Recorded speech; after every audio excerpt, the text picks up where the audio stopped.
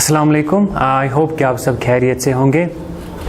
As you guys know that we are discussing theme 8 peasants, zamindars and the Mughal state in the 16th and 17th century. In our previous lecture जो हमने discuss किया, we discussed about the forest and forest tribes, the production in the forest, the relationship between the forest tribes and the Mughal state. We trace out some developments, कौन कौन सी चीज़ें वहाँ पर export हो रही थी और किस तरह से रहन सहन क्या था उनका, तो we discussed in the last lecture. Today we are going to discuss an important and interesting component of this chapter, that are the zamindars. So we are going to discuss zamindars and one more important component जो हम यहाँ पर ज़्यादा relationship की बात कर रहे हैं, that is the land revenue system. So we'll be discussing these two topics, जो zamindars का क्या यहाँ पर role था and the land revenue system जो है वो किस तरह से assess और उसको किस तरह से extract किया जाता. Both these topics in a sense are very important because Mughal state का जो main weapon था, मुगल स्टेट का जो मेन हम कह सकते हैं एक पर्पस था, that was to extract as much of land revenue as they can from the agriculture tracts और from other land revenue measures. Now today will be discussing किस तरह से ज़मींदार जो है एक इम्पॉर्टेंट क्लास बनता है और ज़मींदार का क्या रोल था इस सोसाइटी में, जहाँ पर हम देखते हैं ज़्यादातर जो लोग थे वो एग्रीकल्चर पर बेस करते थे. What were the roles and responsibilities and the status of zamindar in the society, ये सब चीज़ें जो है will be discussing in the zamindar section. Now let's trace out some developments first. सबसे पहले हम देखते हैं कि ये जो क्लास था, a class of people that lived on agriculture produce. ये जो ज़मींदार का क्लास था, first of all let's understand this term ज़मींदार. आज हम हर एक उस बंदे को ज़मींदार कहते हैं जो खेती बाड़ी करता है, युस प्रोडक्शनस मज करान छ काम, उसको हम ज़मींदार कहते हैं. तो ज़मींदार इज़ बेसिकली आज मॉडर्न टर्म में हर उस शख्स को कहते हैं युस यमिस की ज़मीन आस और उस पर काम करता है, दैट इज़ नोन एज ज़मींदार. या यमन घर ज़मीन आस, खास ज़मीन आसान छ, उनको हम कहते हैं ज़मींदार. नाउ उस टाइम पीरियड में when we are discussing 16th and 17th century in the medieval period of India, in that period ज़मींदार constitutes a different class with a different roles and responsibilities. उस वक्त ज़मींदार का कॉन्सेप्ट जो था, ज़मींदार की रिस्पॉन्सिबिलिटीज़ जो थी, that were quite different from the ज़मींदार which we are having today. Because उस वक्त ज़मींदार के पास और भी कुछ राइट्स और पावर्स होते थे. सिंपली ज़मींदार को आपको समझना है जो उस वक्त का एक मेन इंपॉर्टेंट प्लेयर है, that was basically a connection between the Mughal state and the peasants. Now अगर हम ज़मींदार की बात करें, ये एग्रीकल्चर प्रोड्यूस पर ही रहते थे. अब इनका मेन सबसिस्टेंस, इनकी मेन जो है कहाँ से इनकम आती थी, वो बेसिकली एग्रीकल्चर प्रोड्यूस से आती थी. बट यहाँ पर हम देख रहे हैं, but they did not participate directly in the process of agriculture, in the process, ठीक है, that they did not directly participate in the process of the agriculture production. तो ये क्या है, यहाँ पर हम देख रहे हैं ये जो ज़मींदार हैं, ये इनका जो है इनकम जो है एग्रीकल्चर प्रोडक्शन से ही आती थी, लेकिन ये ऐसे हम कह सकते हैं लोग थे जो खुद पार्टिसिपेट नहीं करते थे. तो this depicts that they were having some sort of authority, they were having some sort of we can say society में दबदबा था, जो वो काम कर रहे थे उनके बदले दूसरे काम कर रहे थे और वो जो है उस चीज़ का फ़ायदा उठा रहे थे. They were having a kind of noble class. और उस वक्त का जो ज़मींदार था उसको बहुत ज़्यादा यहाँ पर हम देख रहे हैं प्रॉपर्टी राइट्स थे और दूसरे इंपॉर्टेंट उसको यहाँ पर स्टेटस दिया गया था. नाउ फर्स्ट ऑफ ऑल हमने क्या देखा, ये इनका जो इनकम थी ज़मींदार की, वो फॉरेस्ट प्रोड्यूस से ही वो जो एग्रीकल्चर प्रोड्यूस से ही आती थी, बट उनका जो है खुद वहाँ पर काम नहीं करते थे. नाउ एक तो हम देखते हैं ज़मींदार वर लैंडेड प्रॉपर्टर्स, ठीक है, landed proprietors who enjoyed social and economic privilege by virtue of their superior status, ठीक है. नाउ ज़मींदार क्या थे, ये most land Lord kind of हम कह सकते हैं. लैंडेड प्रॉपर्टर्स मतलब इनके पास बहुत ज़्यादा लैंड था.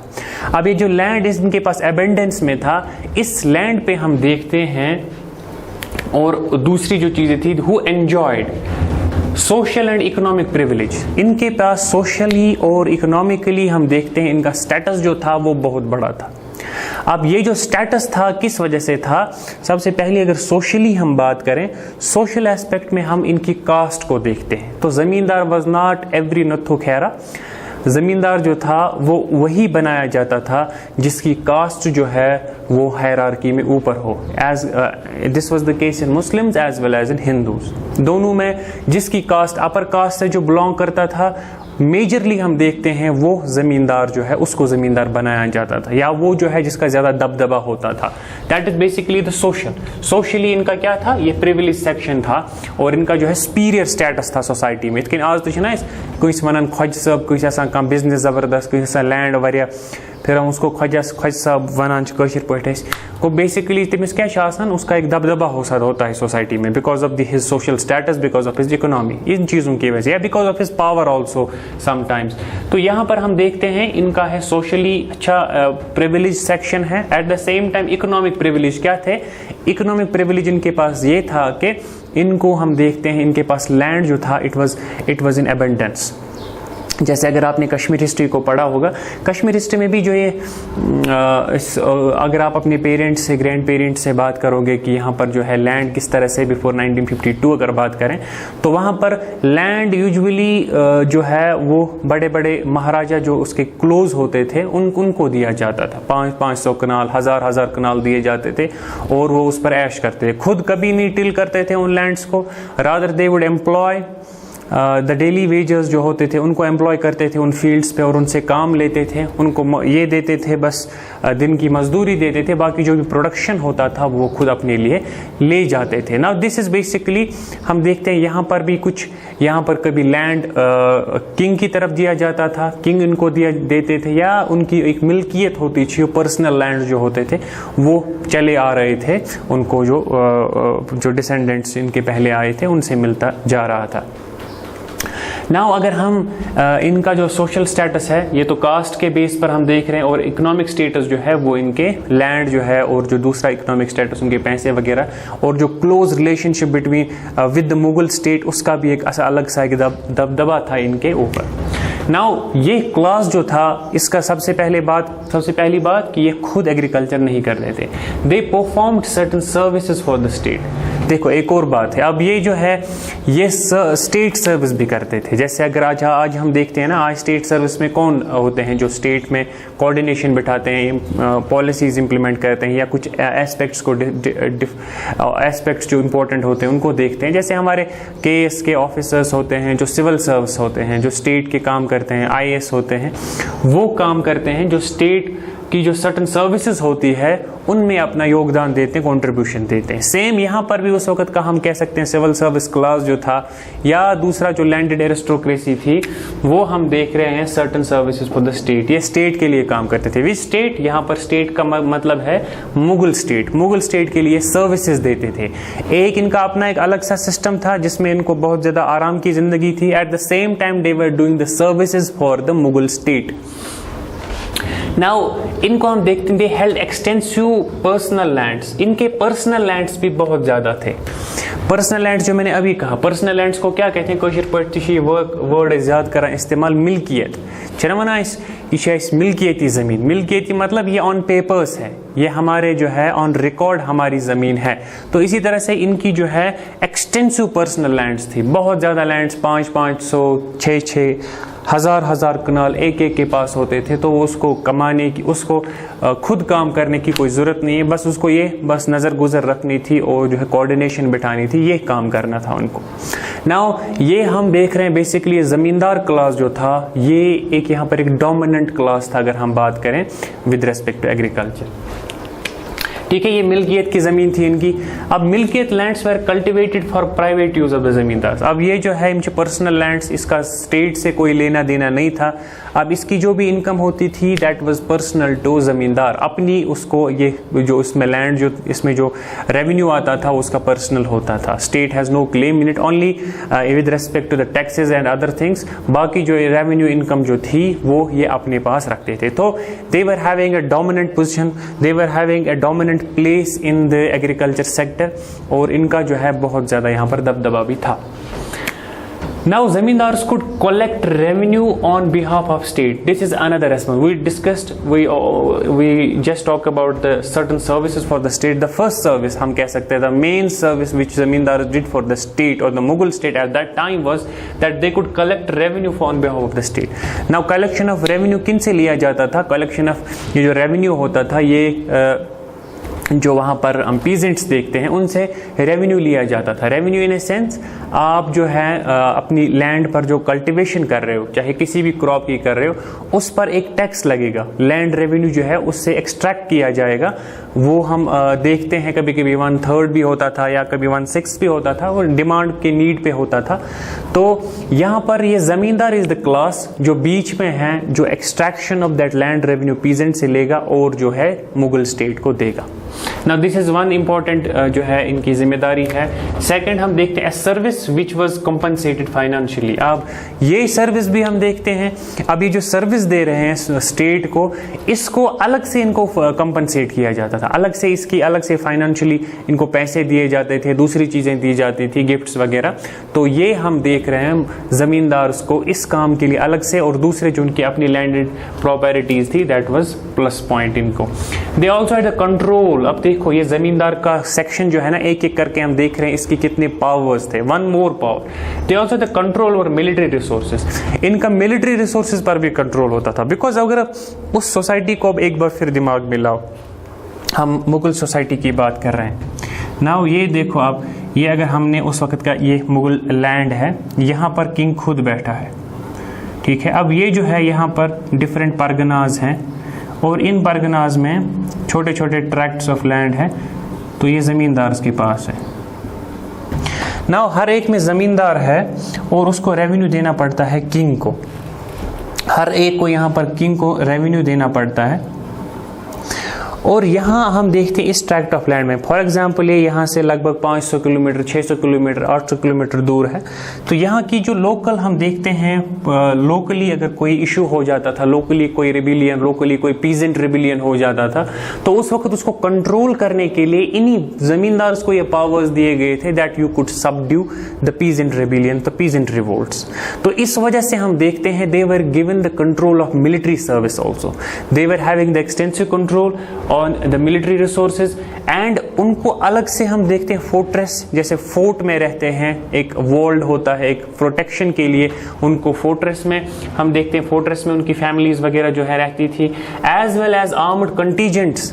अब उनको आर्मड कंटीजेंट्स में कौन कौन से दिए जाते थे? Comprising of the units of cavalry, जो हॉर्स हम देखते हैं, हॉर्स वगैरह जो उस पर जो लड़ाई लड़ते हैं, हॉर्स जो होते हैं उसको कैवेलरी कहते हैं. उसी तरह से आर्टिलरी, जो उस वक्त के वेपन्स थे, जैसे बाबर ने गन पाउडर भी लाया था और दूसरे टैंक्स वगैरह, वो भी इनके अंडर होते थे लोकल लेवल पर.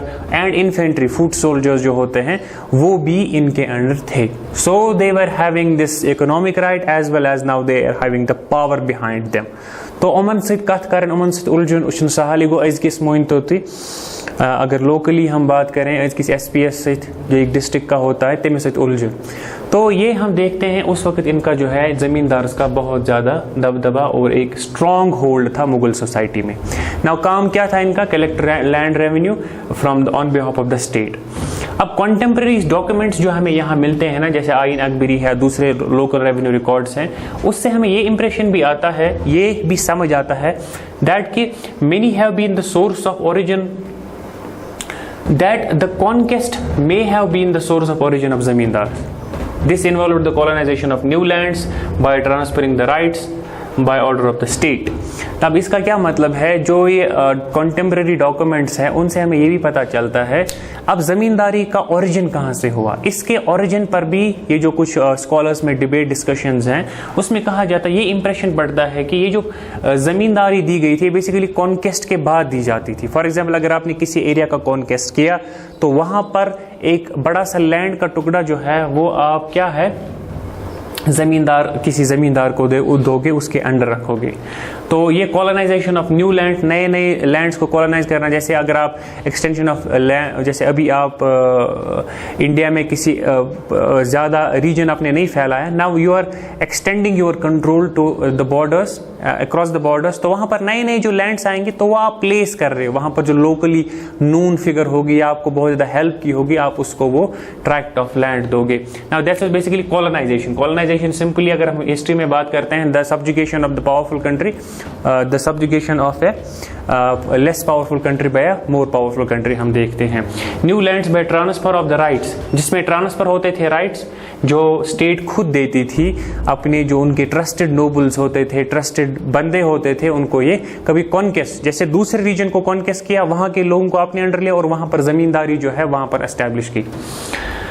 नाउ जमींदार जो थे ना, zamindar spearheaded the colonisation of agricultural land and helped in settling cultivators by providing the means of cultivation including cash loans. Now zamindari जो थे ये इसमें मेन एक वेपन थे, जो colonisation of land, agriculture land थी, वहां पर जिनके एक्सटेंसिव राइट्स थे, वहां पर हम देखते हैं इनका, हम देखते हैं ये हेड करते थे इस चीज को, कॉलोनाइजेशन ऑफ एग्रीकल्चर लैंड। और इन्होंने कभी कभी जो डिस्प्यूट्स भी होते थे वो भी सेटल करते थे between the peasantry and the Mughal state. और कभी हम देखते हैं इनको भी अगर कभी डिफरेंट पर्पस होते थे, जमींदार कभी कभी पीजेंट को बहुत चीज़ों की ज़रूरत पड़ती थी, लाइक अभी उनको कैश चाहिए, लोन्स चाहिए, उनको किसी चीज़ में इरिगेशन में फैसिलिटीज़ चाहिए, तो वहाँ पर ज़मींदार भी अपना एक रोल प्ले करता था while dealing with all these things. Now ये सारी चीज़ें जो है ना ज़मींदार अपने हिसाब से करता था, बट ज़मींदारी इन इट सेंस, ज़मींदार जो इसका एक कॉन्सेप्ट है, इनका हमने ये रूल्स वगैरह देखे, लेकिन इटसेल्फ ज़मींदार जो है एक एक्सप्लॉयटेटिव क्लास था, एक ऐसा क्लास था जो अपने ही फ़ायदे के लिए ज़्यादा सोचता था और जो ज़्यादा अपने ही जो फ़ायदे होते थे उन्हीं को ज़्यादा सोचता था, और जो बाकी रेस्ट ऑफ द सोसाइटी होती थी उसमें हम देखते हैं उनको ज़्यादा सफ़र करना पड़ता था। तो ज़मींदार जो था उस वक्त एक नोबल क्लास था, एक अच्छा हम कह सकते हैं एक ऐसा सुपीरियर स्टेटस वाला बंदा था, जिसके पास लैंडेड प्रॉपर्टी भी थी, जिसके पास सोशल इकोनॉमिक स्टेटस भी था, जिसके पास पावर भी था, मिलिट्री पावर भी था, और वो स्टेट का एक एजेंट था to collect land revenue. Now ये यहाँ तक हमने देखा लैंड रेवेन्यू तक जो हम देख रहे हैं, ये हम देख रहे हैं जमींदार का कौन सा। अब जमींदार क्या कर रहे हैं, लैंड रेवेन्यू कलेक्ट कर रहे हैं। Now will be discussing about the land revenue. अब लैंड रेवेन्यू क्या है बेसिकली? लैंड रेवेन्यू को आप सिंपली क्या याद रखोगे, it's the revenue which has been extracted from the produce which the peasants produce, और वी कैन से जो पीजेंट्स उगाते हैं उस पर जो टैक्सेस लगते हैं, that is basically the land revenue. अब उस वक्त लैंड रेवेन्यू का क्या सिस्टम था उसको भी हम थोड़ा सा ये देख लेते हैं। अब ये एक लैंड रेवेन्यू सिस्टम जो था, जो हम यहाँ देख रहे हैं, ये हम देखते हैं मेन स्टे फॉर मुगल्स।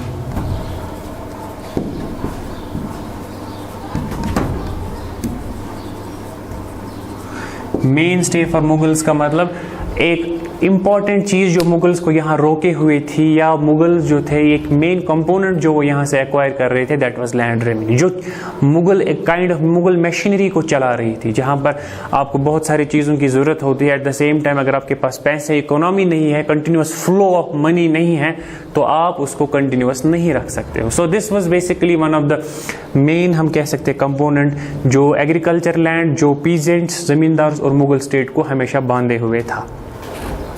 अब इसके लिए हम देखते हैं आपको लैंड रेवेन्यू कलेक्ट करना है। जैसे अगर आज मैंने इसे पहले भी एग्जांपल दी थी आपको, आज आपको कोई टैक्स जैसे हमें लेते हैं तो उसके लिए कौन सा डिपार्टमेंट रखा गया, इनकम टैक्स डिपार्टमेंट। आपकी इनकम पर जो टैक्स लगेगा तो उसको डिपार्टमेंट देगा, उसमें अपने ऑफिसर्स होंगे, उनका हेड ऑफिस होगा, उनका एक हायरार्की का सिस्टम होगा। सेम यहाँ पर भी हम देखते हैं। अब ये जो कंटिन्यूस फ्लो को देखना है, जो फ्लो यहाँ पर इनकम का है वो सारा जो देखना है, वो उसके लिए ऑफिस ऑफ दीवान, ऑफिस ऑफ दीवान। अब ये ऑफिस ऑफ दीवान जो था ना, इसकी रेस्पॉन्सिबिलिटी होती थी to look after the matter कि लैंड रेवेन्यू कंटिन्यूअसली आ रहा है। Who was responsible for supervising, who was responsible for supervising fiscal system. ठीक है। अब यहाँ पर हम देखते हैं ऑफिस ऑफ दीवान जो है, जैसे हम आज ऑफिस बनाते हैं इसी तरह से ये ऑफिस भी था which was responsible supervising the physical system.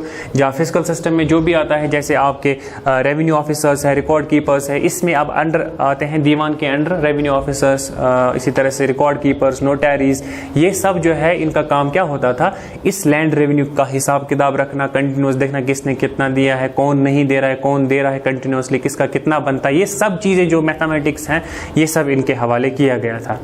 Now first Mughal empire जो है ये ट्राई करती थी, जो हम देखते हैं एक्सटेंट ऑफ द लैंड, पहले ये देखते थे लैंड कितना बड़ा है और फिर उसके बाद फिक्स करते थे। फॉर एग्जांपल अगर लैंड को हम देखते हैं आज, जैसे हम तशकीश का कभी कभी कोई बाग बेचने जा रहा है तो यूजुअली हम जो है उसको पहले तशकीश करते हैं। तशकीश मतलब हम देखते हैं इसको कितना आ सकता है, कितना प्रोडक्शन दे सकता है, लैंड किस टाइप का है, तो ये सब चीज़ें देखने के बाद वो हम कहते हैं इसका इतना प्रोडक्शन आ सकता है, but we are not sure आ सकता है कि नहीं, एग्जैक्ट कितना आएगा।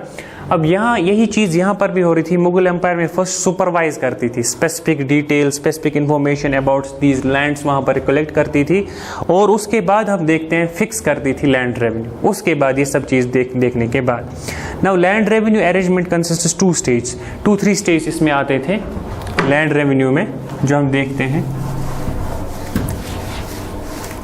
पहले हम देखते हैं ये है जमा मतलब होता है ये असेस्ड है,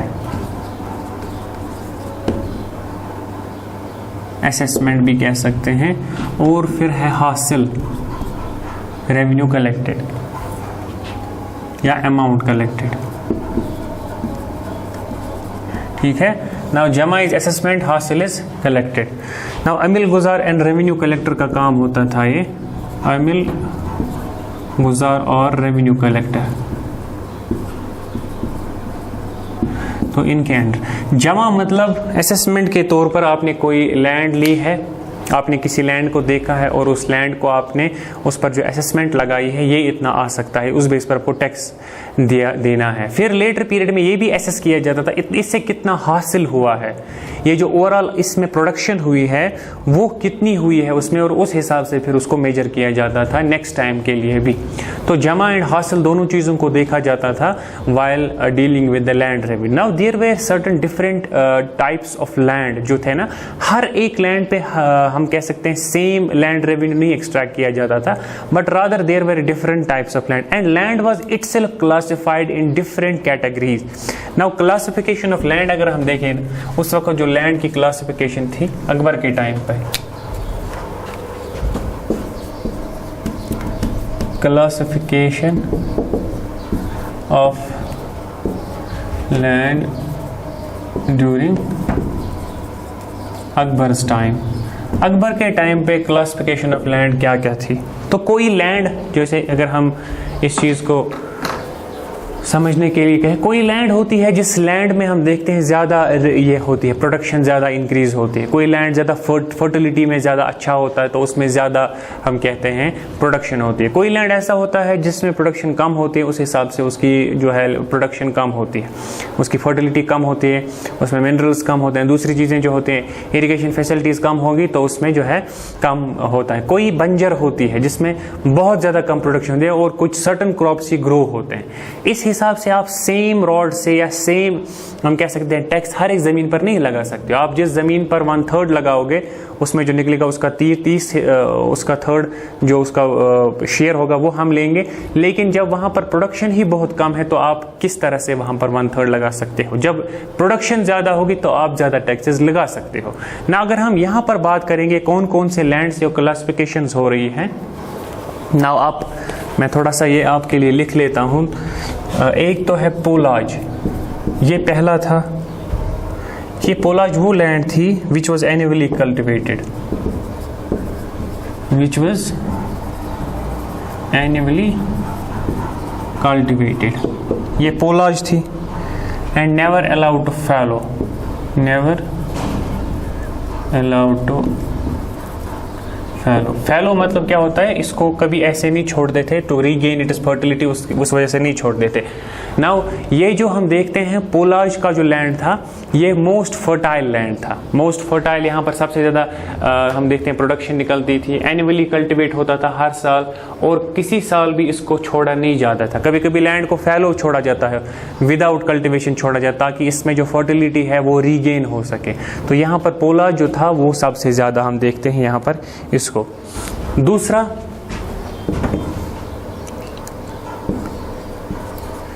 ये है पार्वती, ये है लैंड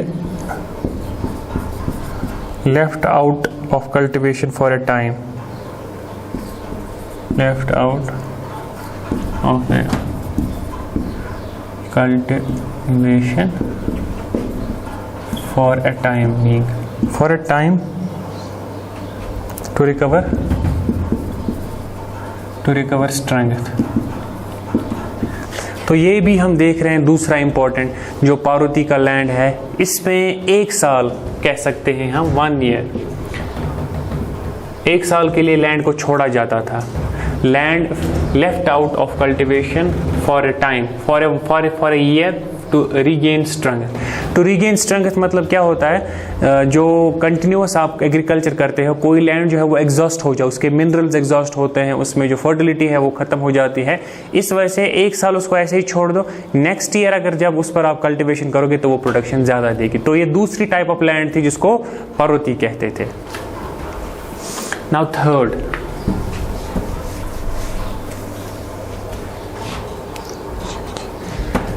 थर्ड इज चाचर, CHAR।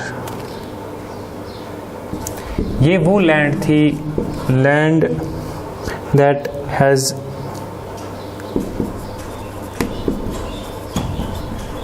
Lane follow fallow for 3 or 4 years, for 3 or 4 years।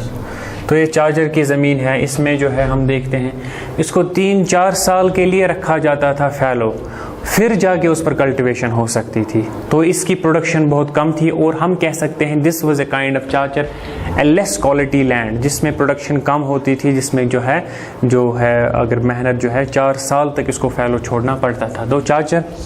And the final जो है हम देखते हैं दैट इज बंजर। बंजर ही लैंड uncultivated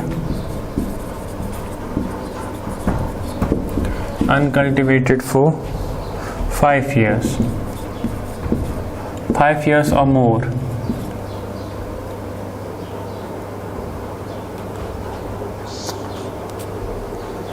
ठीक है, ये 5 या 5 से ज़्यादा साल जो इसको फैलो छोड़ा जाता था, उसके बाद इस पर प्रोडक्शन होती थी। तो ये जो बंजर था ये भी हम लो क्वालिटी में सबसे नीचे हैं, उसके ऊपर थोड़ा सा चाचर है। बट यहाँ पर जो पहले आपने 2 देखे, जो पोलाज एंड पार्वती आपने देखा है, वो जो 2 टाइप ऑफ लैंड थे ना, उनमें फिर क्लासिफिकेशन थी। जैसे हमने पहला जो था पोलाज देखा और पार्वती में, तो इनमें भी हम देखते हैं इन लैंड्स में भी 3 किस्में होती थी। इसमें भी जो एक्स्ट्रा होता था वो गुड, जो बीच में होता था उसको मिडलिंग, और तीसरा जो होता था वो बैड, इसमें भी होता था। ये 3 कैटेगरीज इसमें भी बनाई गई थी। पोलाज पार्वती में भी यही 3 बनाई जाती थी, गुड, मिडलिंग एंड बैड। और इस बेस पर जो पहली 2 थी उन पर ज़्यादा टैक्स लगता था, और उनकी टैक्स की जो मिकदार है, रियल ड्यूज जो एक्सट्रैक्ट करते थे 1/3 एज रियल ड्यूज, 1/3 के हिसाब से आपसे लिया जाता था।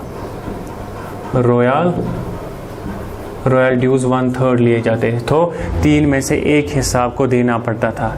अगर आपने 100 कनाल या 100 क्विंटल्स लिए हैं तो आपको उसमें 33 क्विंटल्स जो है स्टेट को देने हैं as tax.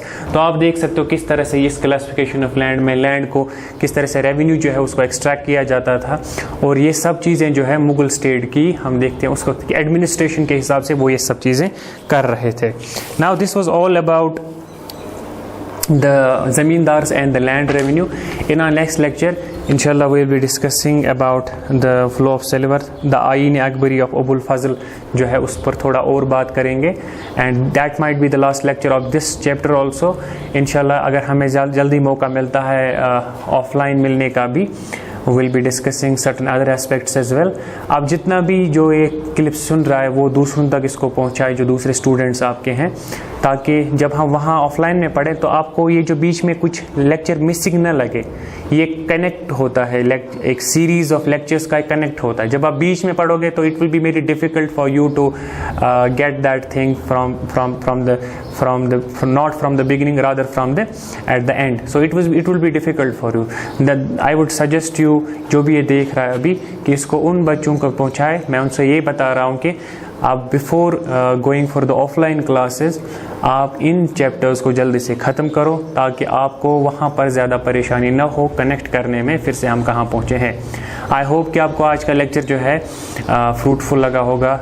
If you have any question, any query regarding this lecture, you can write in the comment section, and till then stay safe and take care of yourself.